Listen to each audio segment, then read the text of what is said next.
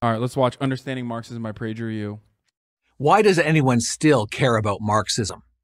Karl Marx has been dead for well over a century. Hell yeah. Everywhere Marxism has been tried, it has left death and destruction in its wake. So right. In fact, nothing in the last... Unlike capitalism, which is no deaths. Never forget, if famine, food shortages happen under a communist organization, that is because of communism's failure. But of course, if people, like the 14 million people that die every year as a consequence of famine, when capitalism has created a surplus of food, an abundance of food, those people are dying because they don't have their bootstraps, okay? That's it.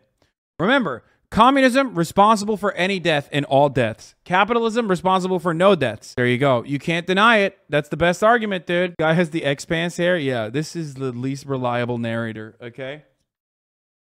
Last 1,000 years comes close to the amount of tyranny, terror, and mass murder brought about by Marxist regimes. Yet Marxism lives. It may present itself today as postmodernism, multiculturalism, feminism, environmentalism, or critical race theory. But it's still Marxism. So, there must be good reasons why it has endured, even flourished in the face of unremitting failure. Say what you will about Marx the economist. He was a master psychologist. He recognized that there are many people in every society who are motivated by envy and resentment. Marx speaks directly to them.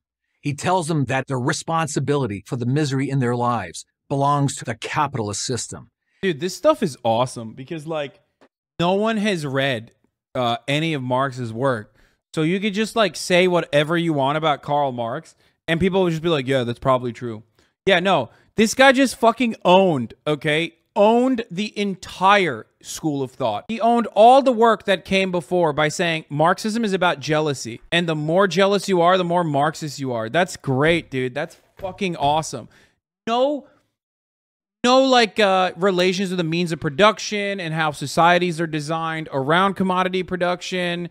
No fucking historical materialism. None of that. It's just Marxism, envy. And the more envious you bitches are, the more Marxist you get, motherfucker. Which is, by the way, the saddest thing because, like, unironically, some people do operate like that on the internet. It's a bad look. I'm just saying. If we can just get rid of that, he promises, we can eliminate poverty, inequality, exploitation, class conflict, war, and alienation. Not a bad list if you're looking to start a revolution. But there's more. Marxism assures us that this socialist utopia is close at hand, available to all, not in some distant future or in the next life, but here and now. All we have to do is overcome one little obstacle: human nature.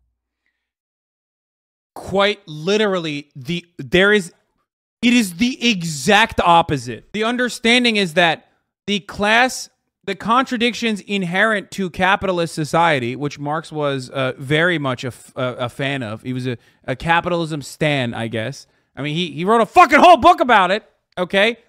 He definitely wrote a lot about capitalism. The idea is that the inherent contradictions between the two classes will inevitably have to resolve itself, and that socialism will be the next evolutionary stage of mankind rather than fucking human nature. As a matter of fact, there are plenty of fucking takes against the idea that greed is a part of human nature. That the only reason why we think greed is a part of human nature is because we are living in a capitalist organization of the economy. That greed being a part of human nature under capitalism is like thinking that the black lung is a part of human nature because you work in the fucking coal mines, okay? That's kind of the point, that it's not about greed and human nature at all. Greed not being a part of human nature. Holy fuck. Why?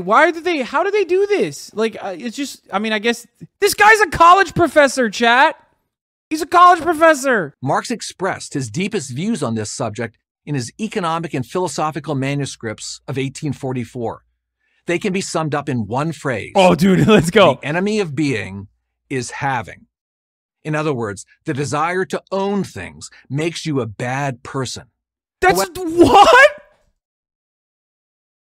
Brother, you never had a dipshit college professor? No, it's just like funny that this dude is literally... No, PragerU is not a real university, but he actually teaches at Clemson, which is, as far as I know, a real university, okay? He's a professor of political science at Clemson University. This guy's like, this guy who's just like making shit up. By the way, dude, this is how much reactionary politics has staying power, dude.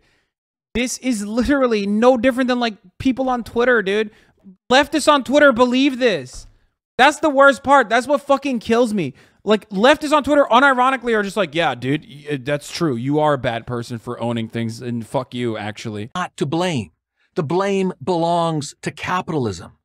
The most common interpretation of Marx's philosophy suggests that he opposed capitalism because it creates an unjust world of inequality, exploitation, and class conflict. Marxism... Wait, he's just gonna move on from that as like a... Wait, hold on. Wait, he just left... Okay, that part was correct. Why is he... He just left that there and just moved on. Is he gonna say like that's a bad thing? Like why that attitude is wrong or something? Because it creates an unjust world of inequality, exploitation, and class conflict. Marxism, according to this view, is all about equalizing income and social status. This is true. No, it's not! What are you saying? What the fuck? Dude, what?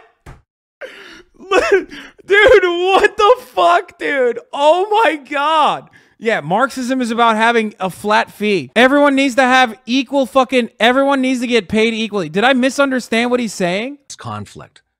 Marxism, according to this view, is all about equalizing income and social status. This is true, but it doesn't go far enough. Marx saw the accumulation of material wealth as dehumanizing. The more money and material possessions one acquires, the more estranged one is from his true humanity. And what was... Wait. I'm missing... Am I misunderstanding what he's saying? You're gonna die carrying so much, dude? The more money and material possessions one acquires, the more estranged one is from his true humanity. And what was that? In the philosopher's socialist paradise, one gets to eat, drink, and go to the theater free of charge and without having to earn a living.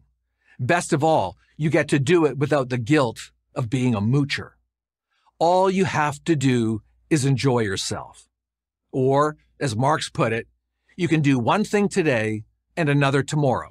Hunt in the morning, fish in the afternoon. I mean, this is correct. He did say this, except this is about having additional fucking free time for self-fulfilling activities as a consequence of like your control over your own fucking labor and the control over the means of production. Because as it stands currently, when you look at productivity increasing as a consequence of technological achievements in a way that even Marx could not have fucking foreseen, you still see wages remaining stagnant, and you still see the same fucking 8-hour work week, 8-hour work day, and 5-day work week, okay? Regardless of the fact that technological achievements should have opened up a lot of free space and a lot of free time for individuals, okay? But it didn't. You want to know why? It only improved productivity of the fucking average worker.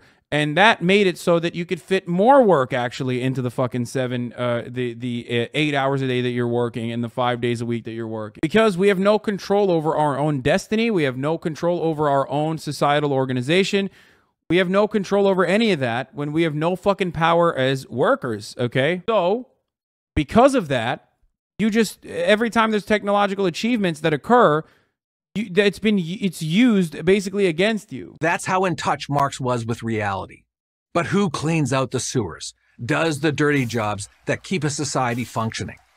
Ironically, in the evil capitalist society, the sewer cleaner freely chooses to take on his job. In the socialist... Wait, what? Wait.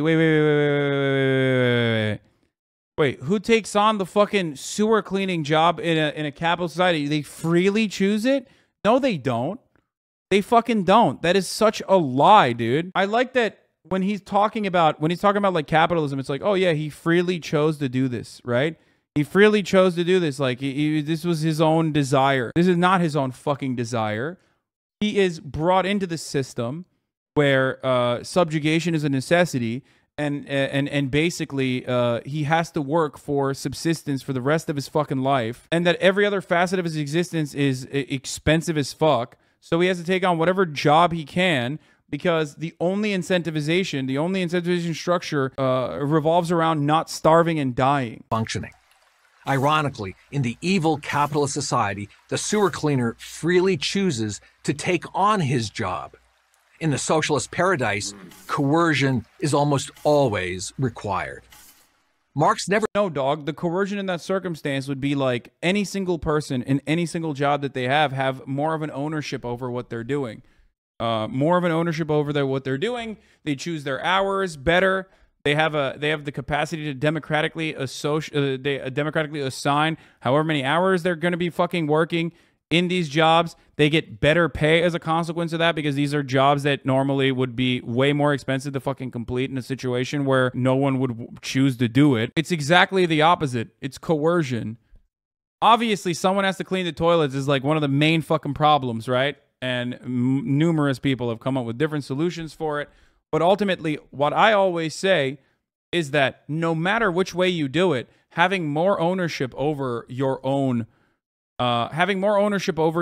fucking workplace, having ownership over your means of production will allow you to want to do that, because it's positive incentivization, recognizing that you are valuable, and without you, the fucking cogs don't turn. Okay. And doing it because it's something that someone has to do, and getting fairly compensated for it is precisely the way to do it. Never bothered with such messy details. He left that to others. Unfortunately, those others turn out to be megalomaniacs, like Lenin, Stalin, Mao, Castro, Pol Pot, and Hugo Chavez. They were the ones who brought Marx to life, and in the process caused tens of millions to suffer and die. Contrary to Marx's claims, work freely... Dude, liberals have no fucking analysis skill, dude. They just don't have any, like, bone in them. It renders them useless when you need to, like, talk about material realities. Like, they just have to be like, no, it's because they were narcissists, dude. Like, it always has to be some, like, weird, intangible, like... idealistic thing, like some spiritual problem. Chosen brings both money and dignity. Furthermore, most people work best. No one is freely working under a capitalist organization of the economy. A budget shortfall is built into your existence, okay? In America, this is doubly true. Ultimately, you only work because if you don't work, you do not have money to put clothes on your back, to put food on your table, and a roof over your head. That fear, the fear of the structural violence of poverty, is what keeps you going. When they pursue their own self-interest, an idea Marx despised. To him, self-interest turns everyone into Ebenezer Scrooge, greedy, grasping, and unfeeling. Not only is money, that is capital, inherently corrupting, but the acquisition of it can't be done honestly or fairly. The rich got rich by exploiting the worker. Yes, that's true. All of this is true. That's literally how that works. That is how this works, okay? Under a capitalist organization of the economy, okay, the fear of starvation is what motivates you to work a job like this. And in that job, your boss, okay, the capital owner, will take your surplus labor value. You are always, by design, automatically going to be paid less than what you bring to the table. That is called profits, okay? That's it. This is exactly how this works. This is exactly how exploitation works. You can make it seem as though it's totally different, but as long as you advocate for profits, that are not democratically assigned by the entire workforce, that like you are talking about like just literally just taking people's surplus labor value and pocketing it for your shareholders, okay?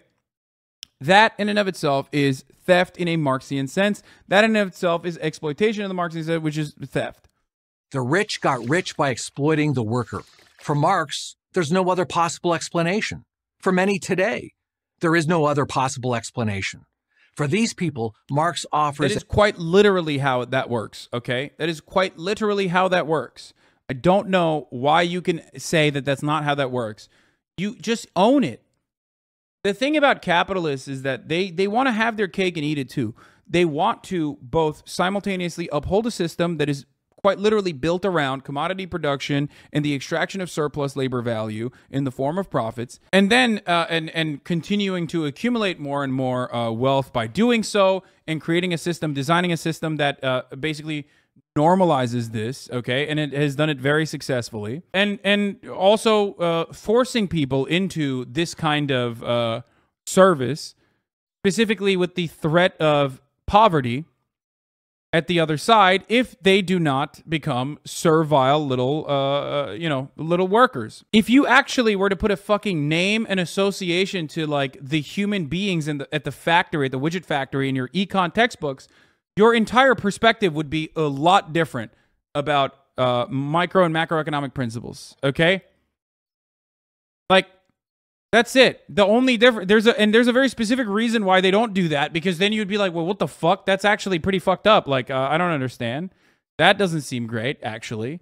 That like I am the fucking little worker at the widget factory who's going to be laid off, and that is the reality, which is precisely why they try to mask it and turn around and be like, oh, well, it's not like that. These people wanted to do it. They wanted to fucking clean the toilets, and that they knew the boss was going to take some of their surplus labor value. Like, that's just Marx's analysis is just 100% fundamentally correct in that regard. It's just correct. The only difference is like he's not mixing words, I guess. Okay. His analysis of the extraction of surplus labor value is correct. You call it profits, and you think that that's a good thing. It's a philosophical justification for their anger, even their rage. From generation to generation, the formula never varies. Only by bringing the privileged down can the underprivileged be brought up. The venom that pours out of Marx's pen stems ultimately from the fact that reality wouldn't conform to his worldview. It never seems to have occurred to him that people are complex beings with different talents, ambitions, and desires. Wait, what the fuck do you mean? He literally accounted for that by saying you should be able to, by way of collective action and potentially by bringing about like a socialist organization or allowing a socialist organization of the economy to occur, expand on your own personal desires that are unique to you. And focus on your talents, your ambitions, instead of being just a fucking dude that has to toil the land like a serf. You already admitted to that consideration earlier when you were talking about like, oh, they can actually do, people can do whatever the fuck they want to. Like you personally admitted to that. This is such a weird fucking take because like it's the same energy as like, well, poor people just chose to be poor. You know what I mean? It's always a choice. To say he didn't care. If people wouldn't conform to his worldview voluntarily, then the state would just have to use other methods of persuasion, like murder and terror. What? It all made sense to the philosopher. Okay. Violence is a part of every political system. Violence is, whether you like to admit it or not, regardless of how fucking humanitarian you are, just plays a fundamental role in politics. As a matter of fact, politics is all about the distribution of resources and the distribution of violence, as in who gets to do the violent behavior and get away with it. The state, for example, can do violence all the time and does it all the time. There's different kinds of violence. There's the structural violence of poverty. There's systemic violence like the white supremacist systems that we've established. And then also there is the direct action of the direct state violence like police bashing your fucking skull in. And finally, individual acts of violence. Obviously, I'm being as reductive as possible in the situation, but individual acts of violence would be like a person hitting another person, sometimes justifiable, sometimes unjustifiable. But the attitude that people have towards violence is completely predicated upon who has the power, who has the political capital, and of course, under capitalism, who has the capital. When people talk about the inevitability of violence, they already are recognizing the existence of violence that they're subjected to upon the working class across the board under the bourgeois dictatorship that people exist under in capitalism, in the capitalist organization of the economy. So if there is a turn away from that, okay, if there's a turn away from that towards a different kind of system, then yes, there is going to be inevitable violence because the bourgeois will not give up their power willingly.